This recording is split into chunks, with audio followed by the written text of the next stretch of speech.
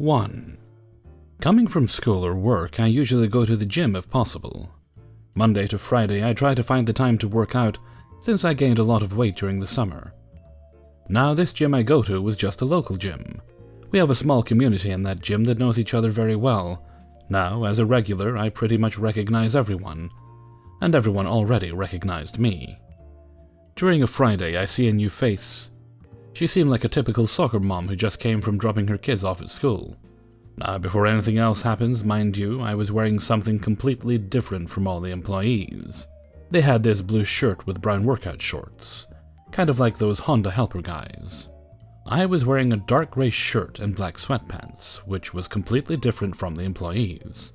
Now, during this Friday, we had these barbell areas that were hooked up to safety lines. I don't know exactly what they're called, but it's those huge mechanical things that held barbells and several weights. The safety lines for these machines needed to be replaced, so yellow caution tape surrounded these things. I was just by it, at a different machine. Karen walks in the gym, checks in, and heads to the barbell areas. I'm minding my own business, just working out, and Karen waves at me, so I take out my earbuds. Yeah, what's up? Hey, can you help me out? Sure, I'm guessing you're new here? Actually, yeah, I wanted to use those barbells, and I was wondering if it was okay to take those off. During this time, she was still gentle. Heavens, I wish she was still gentle after this. Sorry, ma'am, the gym's replacing the safety lines for the barbells, and it's not my job to take off the tape. Why's that? Because I don't work here. I mean, you're working out close to that station, so I know you're lying. Ma'am, I look completely different from the employees. I'm wearing Save it! Just take off those tapes right now. Excuse me? No, I was already having a shitty day, so I wasn't going to take her sassy attitude and just keep silent. Lady, I told you already, it's not— Just do it! Now at this point, the whole gym probably heard her by now. Again, I wasn't going to have her bitchy attitude at this point. How many times do I have to tell you I don't work here? And even if I did, I wouldn't be allowed to just take off the tape and let you have a go at it. Do you want to fucking die while using those barbells, huh? I have been nice to you, and I have not talked back to you until now, and yet you choose to push me to my limits. I've had a pretty shitty week, and this is the only time I get to relieve my stress. You showing up in front of me and yelling at me just made my day a whole lot worse. I suggest you leave my vision before I knock you cold with my bare fist. Usually, people just end up leaving me alone at this point. Boy, not this lady. I know you work here. I'm going to call your manager right now and get you fired. I have a problem with anger management. And at this point, I just let out a loud scream. That's when the manager finally comes to me. Hazel, calm down. I don't want you to get tantrums here and now. I try to calm down. Thanks, Chief, but I've been talking to a damn idiot this whole time. He looks at the lady. Ma'am, I suggest you step out of the gym. What? Why? I'm a member here. Look, my friend Hazel here doesn't give a damn if it's a man or a woman he's talking to. He'll actually sock you if you stay any longer here. Also, since you've caused quite a commotion, I'm revoking your membership. What? You can't do that. Who are you anyway? The manager. Now please leave. Damn it, I'm gonna get you fired too. Who's your supervisor? I'll get both of you fired right now. Hazel, step out right now. I'll call you when things calm down. So after that, I walked out the gym. A couple months later, a cop pulls up to the gym. Apparently, I heard that she got arrested for disrupting the peace or something. Whatever it was, I'm just glad she's gone, and that I don't have to give this lady a black eye. 2. This happened about a year or two ago. I used to live in a community that sometimes one could get signed up for events that a group of people would go on together. And during the Halloween season, several of us wanted to go on a hayride. As it was my last year before I moved out, I decided to go too. So myself and a handful of people went to this hayride, though I'm not close to any of them. Upon getting there, it is a pretty normal trip. We had a group leader who was in charge of tickets, we had someone in charge of snacks and such, and somehow I got put in charge of calming people down if they got too scared. There was this one girl who lived next door to me and wanted to go, but it was a huge chicken, so she was already clutching my arm scared. I would pat her head and say soothing things and pretty much explain what all the scary things were, or pretty much deny they were there for her. This calmed her down, but yeah, she was still clutching my arm. This continued onto the hayride. I was trying to calm her down, as she was already spooked, and complimented her for trying so hard to learn about something new. Seriously, this girl had no clue about hayrides, and wanted to know because people kept raving about them. She only stopped when she saw a young woman and a man get onto the hayride with children that were clearly too young for it. For crying out loud, she was breastfeeding the smallest one while we waited for the ride to start. The family sat next to me, near the front of the hayride. This was a tactic seating, since less scarers stick around the front part. Yes, you get scared first, but if you have a good eye, you can spot the scares before they happen. So I looked at the small children and said, "Hello, how old are you two? Are you excited? Do you watch horror?" I asked, trying to gauge their possible fear level, since what scared me more was if I was going to be with constant screamers. The girls smiled. "I am 5, said the smaller of the two first. "I am 8. Mommy said we're strong kids," said the bigger of the two. The mother and father were not paying attention to their kids at all and were talking about the ride to each other. I sighed, knowing I was not going to have a fun ride.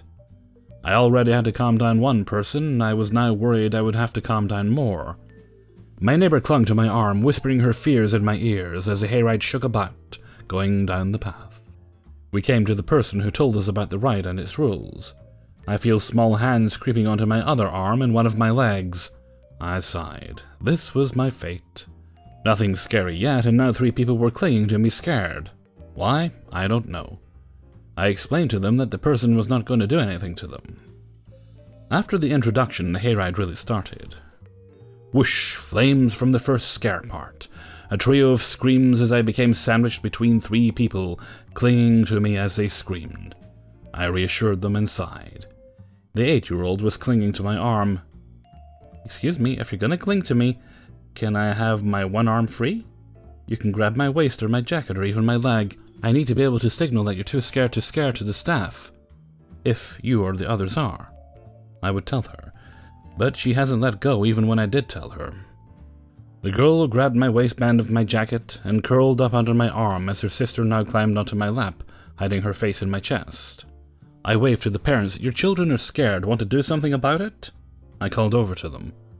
I did this a few times during the calmer moments, but when there were scares, I was calming down the 3 females clinging to me, 2 of which were kids that I didn't know, and my full-grown adult neighbor.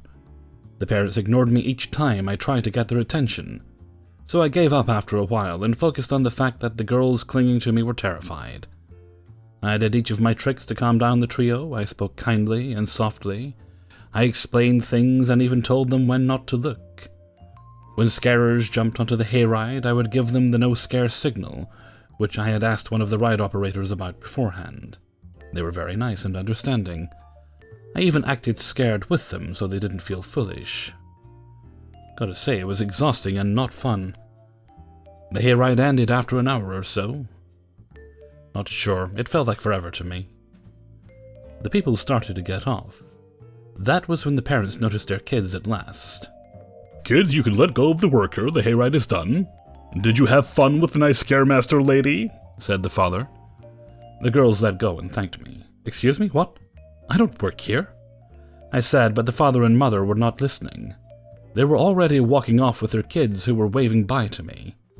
I had no idea what they were thinking. I struggled to get off as my neighbor was still clinging on to me, crying. Not sure how she was more scared than the kids and was still scared. An employee asked me how the ride was as I got off. Apparently I work here, so it sucked. I didn't get to enjoy it at all, thanks to... I started. "Glad you had a great time," said the employee before they went to ask another person what they thought. I and my neighbor rejoined the group from before. "Didn't know you were meeting friends, you should have told us," said the leader of the group. "I wasn't. They thought I worked here. Can we go home now?" I asked, more tired than I should have been. When I got home, I found marks in my arms, legs, and torso from the trio clinging to me too hard. In the end, no one really listened to me, and I didn't get to enjoy anything. So yeah, next time I'm going with a friend only. 3. Some background. I was a goth girl, back when we called it mod. I dressed all in black, had short, spiky, dyed black hair, and wore tons of black eyeliner, which made my green eyes seem bigger and even greener. Pale makeup with red lipstick. that had some major staying power. I'm also a third-generation Wiccan and always wear a silver pentacle around my neck. I also have a circular nickel-sized birthmark right between my breasts. Important later. At the time, I had a big black tomcat who I call Squeaks. R.I.P. love. On account of him squeaking whenever I picked him up. He loved cuddling under the covers with me and would often ride on my shoulders, draping himself over them like a stole. Squeaks had big, startlingly orange eyes and had a tendency to look at people like they were complete idiots. This will also be important. I got home very late one Friday night, Saturday morning, about 2:30 a.m., from a dance club. I was bone tired, so I didn't bother to clean off my makeup and just changed into my lacy, low-cut, full-length black, of course, nightgown a la 1950s I had gotten at a thrift store, grabbed my cat, and went to bed about 3 a.m. Around 8 a.m. I was rudely awakened by someone knocking at my door.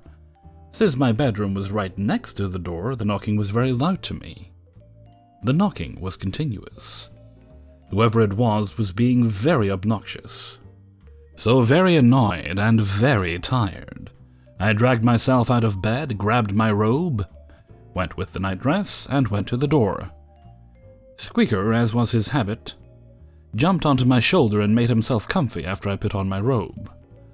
I opened my front door to see 3 people, 2 women, 1 guy, all dressed like they were on their way to jury duty, and each carrying a briefcase. Keep in mind, I'm still in full makeup, my lips still red, and thanks to Aquanet, my hair was mostly intact. I'm also dressed in a black, low-cut nightdress with my cleavage, birthmark, and most importantly, my pentacle on full display. I also have a big-ass black cat with huge orange eyes resting on my shoulders when I opened the door. All 3 looked me up and down, shock and dawning horror on their faces, their eyes big as saucers. I noted all this, but at the time was too tired to care. I blinked tiredly at them for a few seconds before saying, "Yes." The oldest one, a plump woman in an ugly brown skirt with an equally ugly blouse and coat, in the front, eyes wide and fear-filled, her mouth opened in shock, replied, "Sorry, wrong house." Then she and the others quickly turned around and all but ran down my front steps, damn near knocking each other down the steps in their haste. I just shook my head, grumbled about idiots, closed the door, and trudged back to bed. It wasn't until I was nestled in the covers with my cat purring in my ear that I realized what had just happened. I just scared the crap out of 3 Jehovah's Witnesses, just by answering my door and inadvertently looking like the stereotypical TV witch and Satanist, complete with black cat on my shoulders. I started laughing and didn't stop for at least 20 minutes. Never got back to sleep, and never got any more knocks on my door after that day. 4. This takes place at Universal Studios, bright and early, in the Harry Potter Wizarding World area. So I love Harry Potter. I've read all the books. Read the first one 5 times, if I recall, and the third one in a week in 3rd grade. But that's another story. Anyways, since I love Harry Potter and my mom had bought me some Ravenclaw, my Hogwarts house clothes, for a Luna Lovegood Halloween costume, she thought it might be super fun to do a photo shoot in the park. Just for fun and for a few other reasons. My grandpa had just died recently, and we were all very sad about this. So my mom bought a wonderful sign saying something along these lines: "Those that love us never truly leave us," for me to hold in the shoot. Some very important details. At the time I was a teenager, around 13 or 14 years old. We had paid a woman my mom knew to do my makeup, which meant that at 4 a.m. my hair and makeup were done and I was dressed in my costume, ready to get to the park. I looked a lot older than I really was. The makeup was amazing, and I was so excited for this. We got to the park early, but not totally people-free. Which was fine because we didn't mind the amount of people. It just meant we had to be careful with pictures and that we weren't disturbing guests. We ourselves were guests at the park and could be there, but it would be rude to try and take advantage of that, unfairly and all. Scene 1. I'm famous.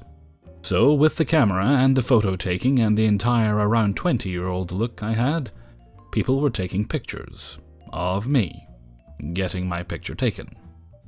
Mom, why is everyone looking at me so much? I think they think you're a famous celebrity or something. Or you're important because you're having your photos taken. Oh, well, that's funny. Because I was not famous, no.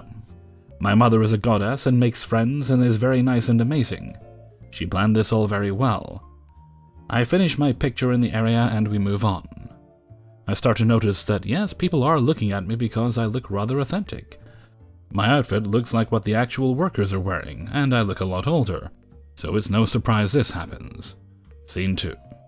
We decide to ask if I can have my picture taken on one of the ride's waiting lines. This meant that we would get in, take pictures and leave, not ride the ride itself and cut a bunch of people. This is because at most rides in the Harry Potter area, the inside decoration is great and very detailed, so of course it'd fit right in with my outfit and wand. The photographer says, "Okay, we'd like to try and take pictures here, is that okay?" "Sure, I'll lead the way. As long as you don't disturb anyone or cut the line, that's fine." My mom, dad, the photographer, and me all go follow the worker when I get stopped by someone. The area before the ride to put your bags and stuff is very hectic. I've been on the ride the day before and knew the rules for the bags and loose items already, as well as how crazy this place could be. "Excuse me, can I bring this bag on the ride?" Gestures to her purse. I don't. My grip is getting farther away and I'm scared to lose them, so I skip the mess and just say, "You can bring any purses on this ride, you'll have to put them in a cubby, miss." I point at a sign on the wall that has a "No Bags Allowed" picture on it. "I'm sorry, but I have to go now." I walk off quickly and join my group, wondering what the heck just happened. I told my mom and dad and then realized that she must have thought I worked there, since I looked like I was in my 20s with my makeup. My outfit was very close to the workers. Actually, I looked eerily similar to most workers. And that the place was dark. Anything that said I was a teen was unseeable in this little room. So we all had a laugh, and later on in the room I got a lot of stares for the picture taking, and got very flustered. I'm not good with open staring if I know what's happening, and whoever is staring is close or I can't see them. Which is a little odd since I'm doing this photo shoot, but whatever. I knew the people doing my pictures better, so I didn't mind them. It was their job after all. And that's it. 5. A few days ago I was driving into a busy intersection where there was a car sitting at the light. Nothing out of the ordinary at all, I know. But that's the only thing that is. I'm driving a truck for work, and we have a warehouse just up the street from the intersection I was now sat behind. For a light cycle, I stay behind her in the turn lane and oblivious. I was fiddling with my music while I waited, so I didn't notice it had gone through an entire cycle when I hear tapping at the window beside me. I look out and the lady had gotten out of her car and walked back to me, and was now staring me in the face with her older son, mid-30s, staring at me and standing in front of my truck. She didn't look like a Karen at first. More sweet older grandmother type, so I rolled down my window. "Yes?" I asked, now confused. "Why don't you turn your fucking flashers on, dumbass?" She yells at me as my window is about half down. I was a little stunned. I don't know her, I don't know him, and I'm certainly not on a job site. Looking at her car, I start to realize she's a disabled vehicle and she's broken down. "I said turn your flashers on and help me!" Yelling at me extremely forcefully. Now, I'm normally alright with helping people out when they get into trouble, but I'm no tow service. I work for a local telecom provider and my truck isn't what you'd call a tow truck. It's a tiny 2004 Ford Ranger. I don't even have a tow hitch on the back, and my decals are huge and plastered all over the truck, saying who I work for, and with the company branding everywhere. Not easy to miss at all, as it's on the doors, the hood, and the tailgate. "I'm sorry, I can't help you, ma'am. I'm heading to a job. I was cut off right as I was going to recommend she call a tow company. "You work for the towing company and I've been waiting over an hour. Now get out and help me now!" Screaming a little more before turning to her son and walking back a few steps, seemingly assuming I'm going to get out of my truck. I have no intention of doing this, and simply tap the door panel on top of the gigantic decal. "Ma'am, I'm sorry, but I don't work for a tow company. I work for ye olde telecom company.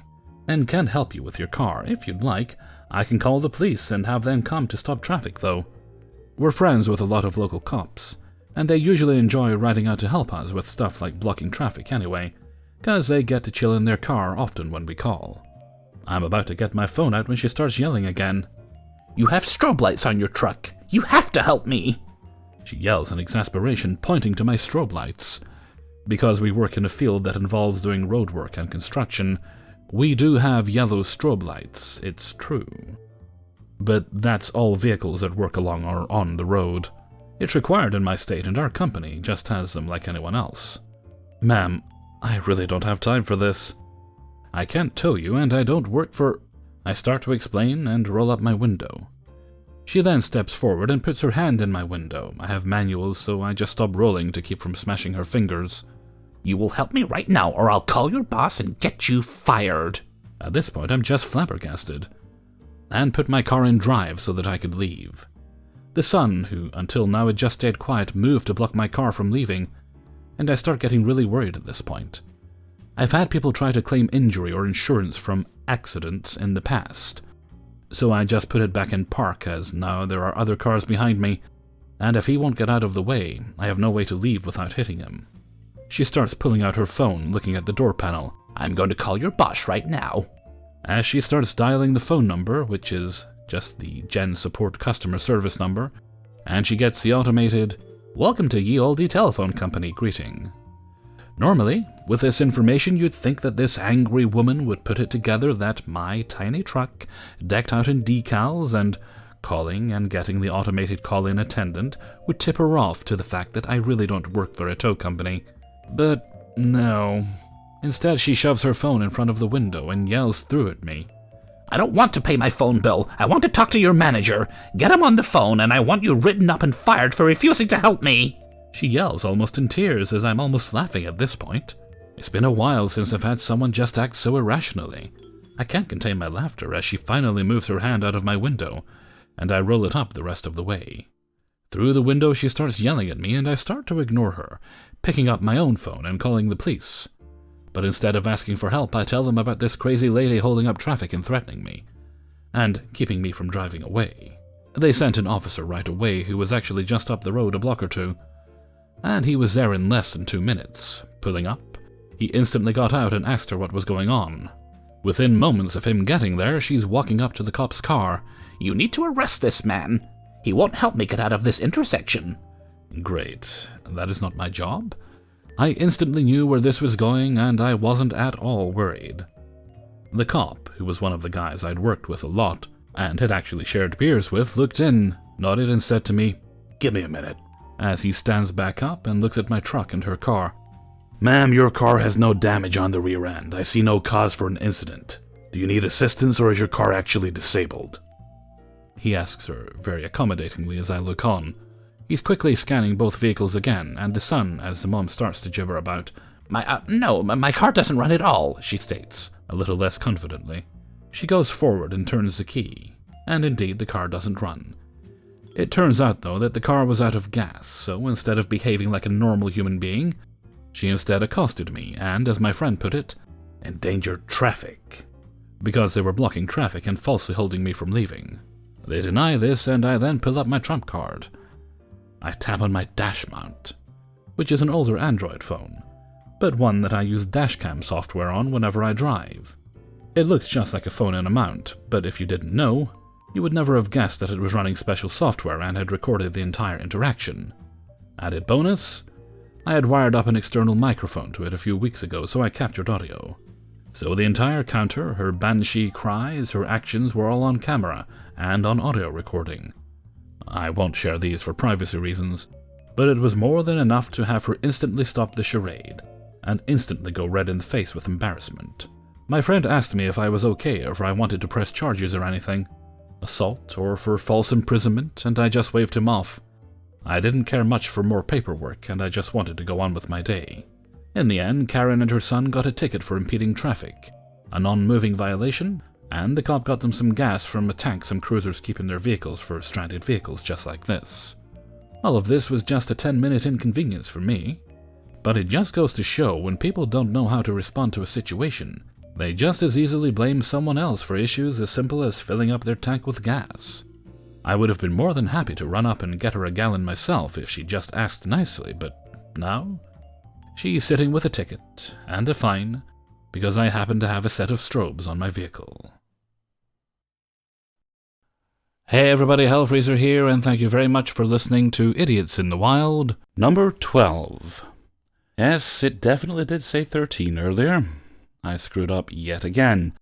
I haven't really been myself this week, so that's probably why more mistakes than usual. I will endeavour to do better, and I truly appreciate your patience in the matter. Okay, now on with your regularly scheduled outro. And thank you very much to everybody who allowed me to use their stories in this video. Gotta remember to make a cup of my magic tea before I start recording from now on. Made one halfway through and then suddenly everything got quicker. Okay, gonna keep the rest of the outro short because I want to go on ahead and get the paranormal video recorded for Friday. Then I'll have a few things to organize because I'm still trying to clear out a couple of extra days so I can get some extra things recorded. Okay, and with that I'm going to head off for now, so until next time, thank you very much for listening, and take very good care of yourselves.